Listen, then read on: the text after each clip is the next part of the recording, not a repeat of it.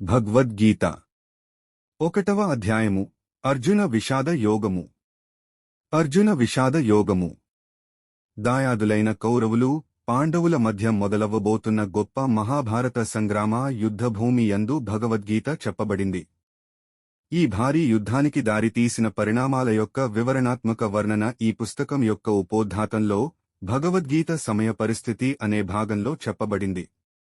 ధృతరాష్ట్ర మహారాజు మరియు అతని మంత్రి సంజయుడికి మధ్య జరిగిన సంభాషణ రూపంలో భగవద్గీత విశదీకరింపబడటం మొదలవుతుంది. ధృతరాష్ట్రుడు అంధుడైన కారణం చేత తానే స్వయంగా యుద్ధభూమి యందు లేడు. అందుకే సంజయుడు అతనికి యుద్ధరంగ విశేషాలని యథాతథంగా చెప్తున్నాడు. సంజయుడు మహాభారతాన్ని రచించిన మహాత్ముడైన వేదవ్యాసుని శిష్యుడు. వేదవ్యాసునికి సుదూరంలో జరిగే విషయాలని చూసే దివ్యశక్తి ఉంది. అదే శక్తిని సంజయుడికి యుద్ధభూమిలో జరిగే విశేషాలని ధృతరాష్ట్రునికి వివరించటానికి ఆయన ప్రసాదించాడు. ఇకెను, ఓ సంజయ, ధర్మభూమి అయిన కురుక్షేత్రంలో కూడియుండి మరియు యుద్ధకాంక్షతో ఉన్న నా పుత్రులు మరియు పాండుపుత్రులు ఏమి చేసిరి? సంజయుడు పలికెను. సైనిక వ్యూహాత్మకంగా నిలిపి ఉన్న పాండవ సైన్యాన్ని చూచిన దుర్యోధనుడు తన గురువు ద్రోణాచార్యుడిని సమీపించి ఈ విధంగా పలికెను. దుర్యోధనుడు అన్నాడు, గౌరవనీయులైన గురువర్యా, ద్రుపదుని పుత్రుడైన ప్రతిభావంతుడైన మీ శిష్యుడిచే అత్యంత వ్యూహాత్మకంగా నిలుపబడిన ఈ పాండవుల మహాసైన్యాన్ని చూడుము. వారి పక్షాన సైన్యంలో ఉన్న ఎంతోమంది శక్తివంతమైన యోధులను వీక్షించండి. యుయుధానుడు, విరాటుడు మరియు ద్రుపదుడు వంటివారు గొప్ప ధనుస్సులను ధరించి ఉన్నారు మరియు వారు యుద్ధశౌర్యంలో భీమార్జునులతో సమానమైనవారు. అక్కడున్న పరాక్రమవంతులైన ధృష్టకేతుడు, చేకితానుడు, వీరుడైన కాశీరాజు, పురుజిత్తు, కుంతిభోజుడు మరియు శైబ్యుడు వీరందరూ ఉత్తమ పురుషులే. వారి సైన్యంలో ఇంకా ధైర్యశాలి యుధామన్యుడు, వీరుడైన ఉత్తమోజుడు, సుభద్ర కుమారుడు మరియు ద్రౌపదీపుత్రులు ఉన్నారు. వీరందరూ శ్రేష్టమైన యుద్ధ వీరులే. ఓ బ్రాహ్మణోత్తమా, మన పక్షంలో ఉన్న ప్రధాన యోధుల గురించి కూడా వినుము. వీరు నాయకులుగా అత్యంత యోగ్యమైనవారు. మీ ఎరుకకై ఇప్పుడు వీరి గురించి తెలుపుచున్నాను. మీరును, భీష్ముడు, కర్ణుడు, కృపాచార్యుడు, అశ్వత్థామ, వికర్ణుడు మరియు భూరిశ్రవుడు వీరందరూ ఎప్పటికీ యుద్ధములో విజయులే. ఇంకా చాలామంది వీరయోధులు కూడా నా కోసం ప్రాణాలు అర్పించటానికి సిద్ధంగా ఉన్నారు. వీరందరూ యుద్ధ విద్యలో ప్రావీణ్యం కలవారు మరియు అనేక రకములైన ఆయుధములను కలిగి ఉన్నారు. మన సైనిక బలం అపరిమితమైనది మరియు మనం భీష్మ పితామహుడిచే రక్షింపబడుతున్నాము. కాని భీముడిచే జాగ్రత్తగా ఏర్పాటు చేయబడి రక్షింపబడుచున్న పాండవ సైన్యం పరిమితమైనది. కావున కౌరవ సేనానాయకులందరికీ మీ వ్యూహాత్మక స్థానాలను పరిరక్షిస్తూ భీష్మ పితామహుడికి పూర్తి సహకారం అందించమని పిలుపునిస్తున్నాను.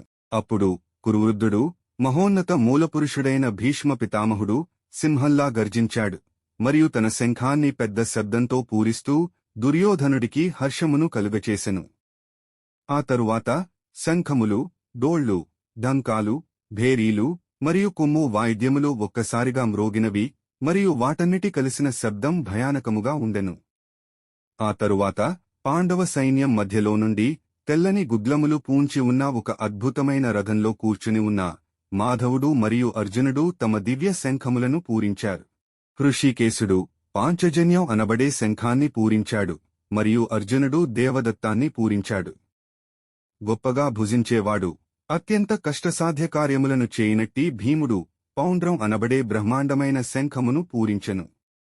ఓ భూమండలాన్ని పాలించేవాడా, యుధిష్ఠిర మహారాజు అనంత విజయాన్ని పూరించాడు. నకుల సహదేవులు సుఘోష మణిపుష్పకములను పూరించారు. గొప్ప విలుకాడైన కాశీరాజు, మహారథుడైన శిఖండి, ధృష్టద్యుమ్నుడు, విరాటుడు మరియు అజేయుడైన సాత్యకి, ద్రుపదుడు, ద్రౌపది యొక్క 5 కుమారులు మరియు భుజబలము కలవాడు, సుభద్రాపుత్రుడు అయిన అభిమన్యుడు వీరందరూ తమ తమ శంఖములను పూరించారు. ఓ ధృతరాష్ట్ర, ఆ భీకరమైన శబ్దానికి భూమ్యాకాశములు దద్దరిల్లెను. అది మీ తనయుల హృదయాలను బ్రద్దలు చేసెను. ఆ సమయంలో తన రథం జెండాపై హనుమంతుని చిహ్నం కలిగి ఉన్న పాండుపుత్రుడు అర్జునుడు తన ధనుస్సుని తీసుకున్నాడు. సమరానికి ఎదురుగా నిలిచి ఉన్న మీ పుత్రులను చూసి, ఓ రాజా, అర్జునుడు శ్రీకృష్ణుడితో ఇలా అన్నాడు. అర్జునుడు ఇలా అన్నాడు, ఓ అచ్యుత, శ్రీకృష్ణ, దయచేసి నా రథాన్ని 2 సైన్యాల మధ్యకి తీసుకువెళ్ళుము. ఈ మహాపోరాటంలో రణరంగంలో నిలిచియున్న ఎవరెవరితో యుద్ధం చేయవలసి ఉన్నదో నేను చూడాలి. దుర్బుద్ధిగల ధృతరాష్ట్రుని పుత్రుణ్ణి సంతోషపెట్టడం కొరకు అతని పక్షాన యుద్ధానికి వచ్చియున్న అందరినీ ఒకసారి నాకు చూడాలనిపిస్తున్నది. సంజయుడు ఇలా అన్నాడు, ఓ ధృతరాష్ట్ర, ఈ విధంగా నిద్రని జయించినవాడైన అర్జునుడు కోరిన విధంగా శ్రీకృష్ణుడు ఆ వైభవోపేతమైన రథమును 2 సైన్యముల మధ్యకు నడిపించి నిలిపెను. భీష్ముడు, ద్రోణాచార్యుడు మరియు ఇతర రాజుల సమక్షంలో శ్రీకృష్ణుడు ఇలా అన్నాడు, ఓ పార్థా, ఇక్కడ కూడి ఉన్న కురు వంశస్థులను చూడుము. అక్కడ 2 సైన్యములలోనూ ఉన్న తన తండ్రులను, తాతలను, గురువులను, మేనమామలను, సోదరులను, దాయాదులను, పుత్రులను, మనుమలను, మిత్రులను, మేనల్లుళ్లను మరియు శ్రేయోభిలాషులను అర్జునుడు చూచెను. అక్కడున్న తన బంధువులందరినీ చూసిన కుంతీ పుత్రుడు అర్జునుడు కారుణ్యభావం ఉప్పొంగినవాడై తీవ్ర దుఃఖంతో ఈ విధంగా పలికెను. అర్జునుడు ఇలా అన్నాడు, ఓ కృష్ణ, యుద్ధానికి బారులు తీరి ఒకరినొకరు చంపుకోటానికి పూనుకుంటున్న నా బంధువులను చూసి నా అవయవాలు పట్టు తప్పుతున్నాయి మరియు నా నోరు ఎండిపోవుచున్నది.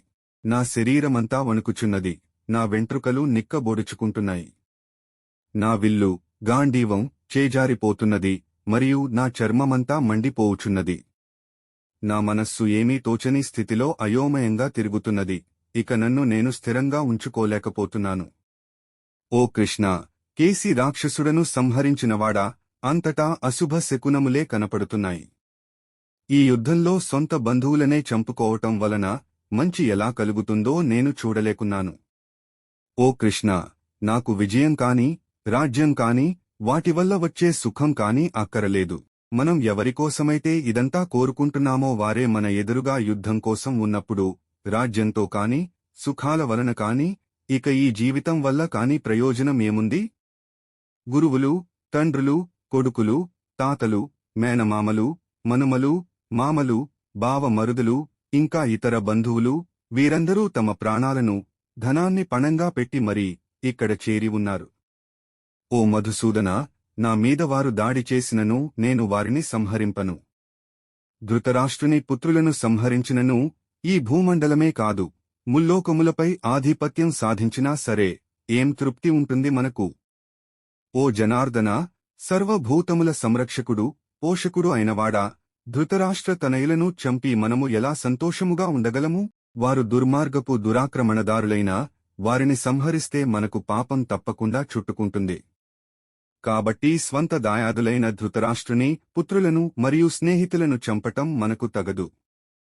ఓ మాధవ, కృష్ణ, మన సొంతవారినే చంపుకుని మనం సుఖంగా ఎలా ఉండగలము?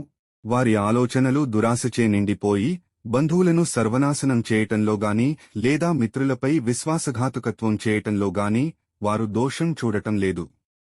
కాని ఓ జనార్దన, కృష్ణ, మనవారినే చంపటంలో ఉన్న దోషాన్ని చక్కగా చూడగలిగిన మనము ఈ పాపపు పని నుండి ఎందుకు తప్పుకోకూడదు? వంశనాశనం జరిగినప్పుడు ఆ వంశాచారములన్నీ అంతరించిపోవును మరియు మిగిలిన కుటుంబ సభ్యులు అధర్మపరులగుదురు. దుర్గుణాలు ప్రబలిపోవటం వలన, ఓ కృష్ణ, కులస్త్రీలు నీతి తప్పిన వారు అగుదురు మరియు స్త్రీల యొక్క అనైతిక ప్రవర్తన వలన, ఓ వృష్ణి వంశస్థుడా, అవాంఛిత సంతానం జన్మిస్తారు. అవాంఛిత సంతానం పెరగటం వలన కులమునకు, కుల నాశనము చేసిన వారికి కూడా నరకము ప్రాప్తించును. శ్రాద్ధ తర్పణములు లుప్తమైన కారణముగా ఆ భ్రష్టుపట్టిన వంశ పూర్వీకులు కూడా పతనమౌదురు. కుటుంబ ఆచారము నాశనము చేసి అవాంఛిత సంతానం పెంపొందటానికి కారణమైన వారి దుష్టచేష్టల వలన అనేకానేక సామాజిక, కుటుంబ సంక్షేమ ధర్మములు నశించిపోవును. ఓ జనార్దన, కృష్ణ, కులాచారములను నాశనం చేసినవారు నిరవధికముగా నరకములోనే ఉంటారని నేను పండితుల నుండి వినియున్నాను. అయ్యో, ఎంత ఆశ్చర్యం! దారుణమైన పరిణామాలు కలుగచేసే ఈ మహాపాపం చేయటానికి మనం నిశ్చయించాము. రాజ్య సుఖములపై కాంక్షతో మన బంధువులనే చంపటానికి సిద్ధపడ్డాము. ఆయుధాలు చేతిలో ఉన్న ధృతరాష్ట్రుని పుత్రులు ఆయుధాలు లేకుండా ప్రతిఘటించకుండా ఉన్న నన్ను యుద్ధభూమిలో చంపివేసినా సరే అది దీనికంటే మేలే. సంజయుడు పలికెను. ఈ విధంగా పలికిన అర్జునుడు దీనస్థితిలో తీవ్ర శోకసంతప్తుడై తన బాణాలను, ధనుస్సును పక్కన జారవిడిచి రథంలో కూలబడ్డాడు.